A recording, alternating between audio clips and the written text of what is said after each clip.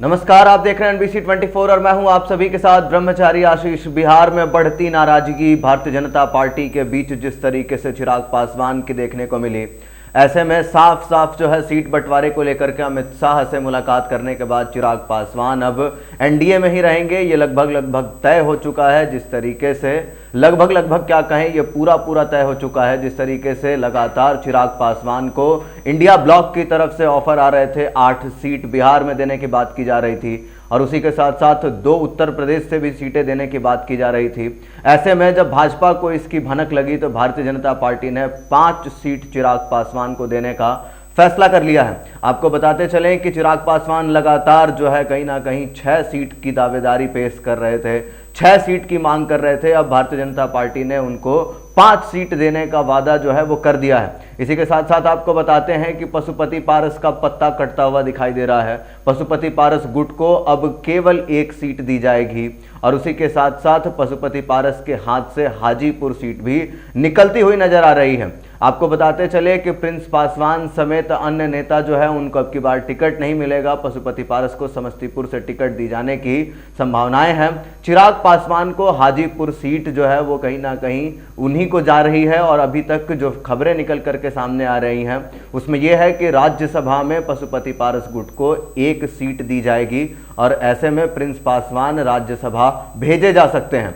तो कहीं ना कहीं बड़ी बात जो है फिलहाल बिहार की राजनीति में मोड़ लेती हुई, देखिए 5.5% जो है पासवान समाज का वोट बैंक है और उसी के साथ साथ 2020 के विधानसभा चुनाव में जिस तरीके से चिराग पासवान ने नीतीश कुमार की वोट बैंक को काटते हुए सेंध लगाई थी, उसको देखते हुए भारतीय जनता पार्टी चिराग पासवान को हल्के में नहीं लेती हुई दिखाई दे रही है और अब भारतीय जनता पार्टी ने बड़ा फैसला किया है।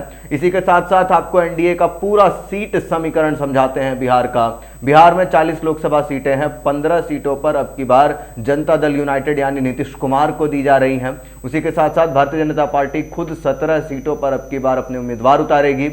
उसी के साथ साथ आपको बताते चलें कि चिराग पासवान की लोक जनशक्ति पार्टी रामविलास को 5 सीटें दी जा रही हैं जिसमें हाजीपुर भी शामिल है और उसी के साथ साथ पशुपति पारस गुट के खेमे में 1 समस्तीपुर की सीट फिलहाल जाती हुई दिखाई दे रही है। इधर उपेंद्र कुशवाहा को भी भाजपा जो है मनाने में कारगर रही है, उपेंद्र कुशवाहा को भी 1 सीट मिल रही है और जीतन राम मांझी को पहले की तरह 1 सीट दी जा रही है। यानी कि बात साफ है कि अब भारतीय जनता पार्टी जो है वो बिहार में अपनी दावेदारी मजबूत करते हुए दिखाई दे रही है। राहत की खबर फिलहाल बीजेपी पार्टी के लिए, एनडीए गुट के लिए और इंडिया ब्लॉक को बड़ा झटका लगा है। जिस तरीके से चिराग पासवान के जाने से इंडिया ब्लॉक में जो मजबूती आती, इंडिया ब्लॉक की जो जन विश्वास महारैली जो एक हिट रैली हुई, उसके बाद से लगातार कहीं ना कहीं चिराग पासवान संपर्क में बताए जा रहे थे। प्रधानमंत्री मोदी के 2 बैक टू बैक कार्यक्रम हुए औरंगाबाद में, गया में, दोनों में ही कहीं ना कहीं जिस तरीके से औरंगाबाद में और बेतिया में कार्यक्रम हुए उसमें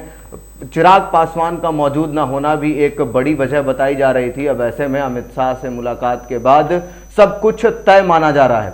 ऐसे में क्या कुछ होगा आगे ये देखने वाली बात होगी, लेकिन फिलहाल एक और बड़ी बात है कि जिस तरीके से इंडिया ब्लॉक चिराग पासवान को अप्रोच कर रहा था उस तरीके से क्या इंडिया ब्लॉक पशुपति पारस को भी अपनी ओर लाने की कोशिश कर सकता है।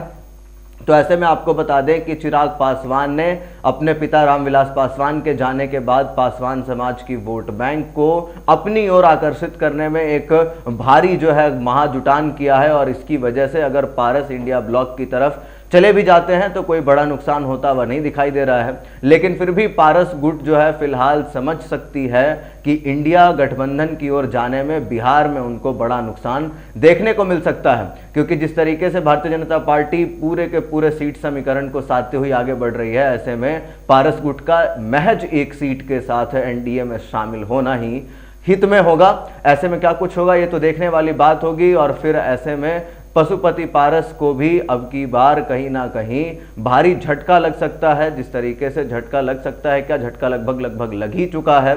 जिस तरीके से पारस को पहले ज़्यादा सीटें दी जानी थी, अब ऐसे में पारस गुट को केवल 1 सीटें दी जा सकती हैं।